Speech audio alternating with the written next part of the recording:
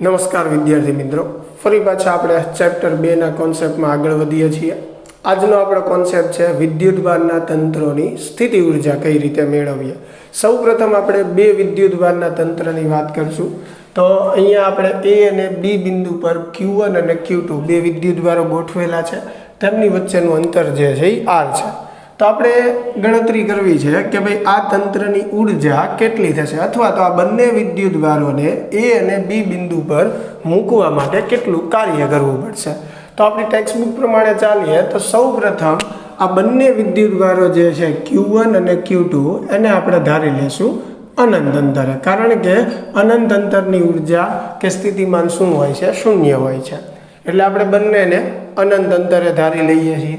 હવે સૌથી પહેલું કે ભાઈ Q1 ને અનંત અંતરેથી એ બિંદુએ મૂકવા માટે કે લાવવા માટે કરવું પડતું કાર્ય, જેને આપણે કહીએ W1. હવે કાર્યનું સૂત્ર શું છે? તો કે કાર્ય એટલે વિદ્યુતભાર ગુણ્યા વિદ્યુત સ્થિતિમાનનો તફાવત. તો વિદ્યુતભાર કયો લેવાનો છે? જેને આપણે લાવીએ છીએ. એટલે Q1 ને આપણે લાવીએ છીએ. ક્યાંથી લાવીએ છીએ? અનંત અંતરેથી એ બિંદુએ. બરાબર છે. એટલે એ બિંદુના સ્થિતિમાનમાંથી અનંત અંતરનું સ્થિતિમાન આપણે બાદ કરવું પડશે. બરાબર. તો હવે અનંત અંતરે આપણને ખ્યાલ છે સ્થિતિમાન જે છે એ શું હોય છે? 0 હોય છે. એટલે આ તો 0. હવે એ બિંદુનું સ્થિતિમાન, હવે એ બિંદુનું સ્થિતિમાન કોના લીધે આપણને મળે? એની આજુબાજુ રહેલા વિદ્યુતભારના લીધે મળે. તો અહીંયા તમે જોઈ શકો છો કે એની આજુબાજુ કોઈ વિદ્યુતભાર નથી. એટલે એનો અર્થ એવો થયો કે એ બિંદુનું સ્થિતિમાન જે છે શું થશે? 0. તો ઓલ ઓવર આ જે બાદબાકી છે એ 0 થશે. એટલે કાર્ય પણ શું મળશે? 0. એટલે એનો અર્થ એવો થયો કે Q1 ને એ બિંદુએ મૂકવા માટે કોઈ કાર્ય કરવાનું રહેતું નથી. ચાલો, Q1 એના સ્થાને આવી ગયો છે.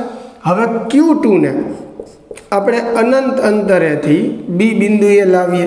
તો એની માટેનું જે સ્થિતિમાન છે, તો અનંત અંતરેથી B બિંદુએ આપણે લાવીએ છીએ તો VB માઇનસ V ઇન્ફિનિટી આપણે લખવું પડશે. ચાલો, તો આ જે છે એ Q2. હવે B બિંદુનું સ્થિતિમાન, તો B બિંદુનું સ્થિતિમાન આપણે કોના લીધે મેળવવાનું રહે? B ની આસપાસ રહેલા વિદ્યુતભારોના લીધે. અહીંયા B ની આજુબાજુ એક જ વિદ્યુતભાર છે Q1.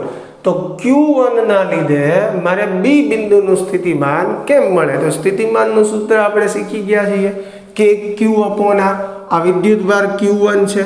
એટલે કે Q1 અને Q1 થી B બિંદુનું અંતર છે R, એટલે R આવશે. તો આ B બિંદુનું સ્થિતિમાન છે Q1 વિદ્યુતભારના લીધે. અનંત અંતરે સ્થિતિમાન જે છે એ 0 થશે. તો ફાઇનલી આનું સાદું રૂપ શું થશે? કે Q1 Q2 અપોન R. ચાલો, કુલ કાર્ય આપણે મેળવવું હોય કે બંને વિદ્યુતભારને A અને B બિંદુએ પ્લેસ કરવા માટે કેટલું કાર્ય કરવું પડ્યું? તો બંને કાર્યનો આપણે સરવાળો કરવો પડે. તો W1 જે છે એ 0 જ છે. W2 આપણે મૂકવાનું રહેશે, જે કેટલું થશે? કે Q1 Q2 અપોન R. તો કરેલું કાર્ય જે છે એ સ્થિતિ ઉર્જા જેટલું જ હોય. તો આથી આપણે લખી શકીએ U બરાબર કે Q1 Q2 અપોન R. તો વિદ્યાર્થી મિત્રો, આપણે કહી શકીએ કે જ્યારે બે બિંદુવત વિદ્યુતભારો Q1 અને Q2 એકબીજાથી R અંતરે હોય તો તેમના તંત્રની સ્થિતિ ઉર્જા આ સૂત્ર વડે આપણે વ્યાખ્યાયિત કરી શકીએ. અને જો તમને યાદ હોય તો આની પહેલાંના વિડીયો લેક્ચરમાં પણ આ સૂત્ર જે છે એ મેં લખેલું જ છે. તો આ બે વિદ્યુતભારના તંત્રની સ્થિતિ ઉર્જા આપણે કઈ રીતે મેળવી શકીએ એની વાત થઈ. સેમ એવી રીતે 3 વિદ્યુતભાર હોય, બરાબર, અને એને આપણે આવી રીતે A, B અને C બિંદુ પાસે મૂકવા છે. તો એની માટે કેટલું કાર્ય કરવું પડે, અથવા તો આ તંત્રની સ્થિતિ ઉર્જા કેટલી થાય? તો આમાં પણ સેમ પેટર્ન આપણે ફોલો કરશું કે સૌ પ્રથમ જે છે Q1 Q2 અને Q3 ને આપણે અનંત અંતરે જે છે એ ધારી લઈશું. બરાબર. ચાલો, Q1 Q2 અને Q3 ને આપણે અનંત અંતરે ધારી લીધા. હવે સૌ પ્રથમ Q1 ને એ બિંદુએ લાવવા માટે કરવું પડતું કાર્ય W1. કાર્ય એટલે વિદ્યુતભાર ગુણ્યા વિદ્યુત સ્થિતિમાનનો તફાવત. તો અહીંયા તમે જોઈ શકો છો જ્યારે Q1 ને તમે એ બિંદુએ મૂકશો ત્યારે એની આજુબાજુ બીજો કોઈ વિદ્યુતભાર નહીં હોય. એટલે એ બિંદુનું સ્થિતિમાન શું થશે? 0.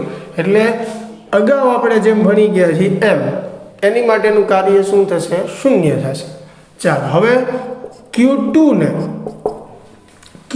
ને અનંત અંતરેથી બી બિંદુએ લાવવા માટે કરવું પડતું કાર્ય એટલે Q2 VB માઇનસ વી ઇન્ફિનિટી, બરાબર, વી ઇન્ફિનિટી 0 થશે. હવે બી બિંદુનું સ્થિતિમાન જે છે એ આપણે કોના લીધે મેળવવાનું રહેશે? Q1 ના લીધે. તો આ Q2 અને એનું સૂત્ર થશે KQ1, બરાબર. Q1 ના લીધે બી બિંદુ પાસે સ્થિતિમાન અને Q1 થી B નું અંતર આપણે અહીં કીધેલું છે R12. ચાલો તો W2 બરાબર થશે KQ1 Q2 અપોન R12. તો અહીંયા સુધી તો જે આપણે અગાઉ આ થિયરી ભણ્યા એના જેવું જ હતું. હવે જે છે Q3 ને આપણે અનંત અંતરેથી ક્યાં લાવવાનો છે? C બિંદુએ લાવવાનો છે. તો એની માટે કાર્યનું સૂત્ર થશે Q3 અનંત અંતરેથી C બિંદુ એટલે VC માઇનસ વી ઇન્ફિનિટી. હવે વી ઇન્ફિનિટી જે છે એ 0 થશે. ચાલો તો Q3 જે છે એઝ ઇટ ઇઝ. હવે VC એટલે કે C બિંદુનું સ્થિતિમાન. હવે C બિંદુનું સ્થિતિમાન એની આજુબાજુ રહેલા વિદ્યુતભારોને લીધે હોય. હવે C ની બાજુમાં બે વિદ્યુતભાર છે, જો Q1 પણ આવી ગયો છે, Q2 પણ આવી ગયો છે. તો હવે બે વિદ્યુતભાર હોય અને C બિંદુનું સ્થિતિમાન આપણે જોતું હોય તો બંનેના સ્થિતિમાનનો શું કરવો પડે? સરવાળો. એ C બિંદુનું ટોટલ સ્થિતિમાન દર્શાવે છે. તો સૌપ્રથમ Q1 ના લીધે તો KQ1 અને C સુધીનું અંતર એનું છે R13. ચાલો વત્તા હવે Q2 ના લીધે, બરાબર, તો KQ2 અને Q2 નું અંતર જે છે R23 છે. ચાલો ખ્યાલ આવ્યો? આ C બિંદુનું ટોટલ સ્થિતિમાન થયું.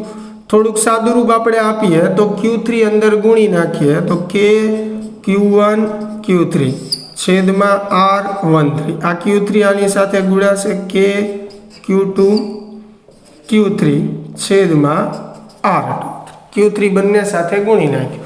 ચાલો તો હવે કુલ કાર્ય મેળવવું હોય તો આપણને ખ્યાલ છે કે દરેક વિદ્યુતભારને તેમના સ્થાને મૂકવા માટે કરવા પડતા કાર્યનો સરવાળો કરવો પડે અને એ જે કુલ કાર્ય છે એ શું દર્શાવે છે? તંત્રની સ્થિતિ ઉર્જા. જ્યાં W1 જે છે એ 0 છે, બરાબર છે, એટલે આપણે મૂકતા નથી. W2 જે છે એને આપણે KQ1 Q2 છેદમાં R12, બરાબર. આ W2 મૂકી. હવે W3 જે છે એમાં બે પદ છે, બંને લખીએ KQ1 Q3 અપોન R13. એવી રીતે થશે KQ2 Q3 R23. તો વિદ્યાર્થી મિત્રો, આ જે સૂત્ર આપણને મળ્યું એ ત્રણ વિદ્યુતભારના તંત્રની સ્થિતિ ઉર્જાનું સૂત્ર છે. અને આપણે આમ પણ દર્શાવી શકીએ, જો આ 1 અને 2 વિદ્યુતભારની સ્થિતિ ઉર્જા છે એટલે U12 કહી શકાય. આ 1 અને 3ની છે એટલે U13 કહી શકાય. આ 2 અને 3ની છે એટલે એને U23 કહી શકાય. તો જ્યારે 3 વિદ્યુતભારો હોય ત્યારે તંત્રની સ્થિતિ ઉર્જા તમે જુઓ, દરેક વિદ્યુતભારની એકબીજાની સાપેક્ષે લીધેલી સ્થિતિ ઉર્જાના સરવાળા જેટલું હોય છે. એટલે કે 1-2 એટલે પહેલા બીજાની, 1-3 એટલે પહેલા અને ત્રીજાની, બરાબર, 2-3 એટલે બીજા અને ત્રીજાની. દાખલા તરીકે 4 વિદ્યુતભાર આપણને આપેલા છે, Q1 Q2 Q3 અને Q4. તો આ ત્રણની સ્થિતિ ઉર્જા આપણને કઈ રીતે મળશે? તો કે U12 U13 U14, બરાબર, પહેલાની બાકીના 3 વિદ્યુતભારના લીધે. સેમ એવી રીતે U23, બરાબર. હવે U21 નહીં આવે કારણ કે 1-2 ની ઉર્જા એકવાર તો લેવાઈ ગઈ છે એટલે 2-3 2-4 એવી રીતે થશે U34. તો આ બધા વિદ્યુતભારોની ઉર્જાની સરવાળો કરો એટલે આ તંત્રની કુલ ઉર્જા આપણને મળશે. તો આ એક બેઝિક સૂત્ર છે જે MCQમાં એમાં આપણે સીધું વાપરી શકીએ જ્યારે 2 કરતાં વધારે વિદ્યુતભારો આપેલા હોય. તમે ટેક્સ્ટબુકમાં આપેલા કોન્સેપ્ટ પ્રમાણે પણ જઈ શકો છો અને એવી રીતે પણ તંત્રની સ્થિતિ ઉર્જા જે છે એ મેળવી શકો છો. તો આશા છે વિદ્યાર્થી મિત્રો કે આ કોન્સેપ્ટ તમને સમજાણો હશે. મળીએ હવે નેક્સ્ટ વિડીયો લેક્ચરમાં.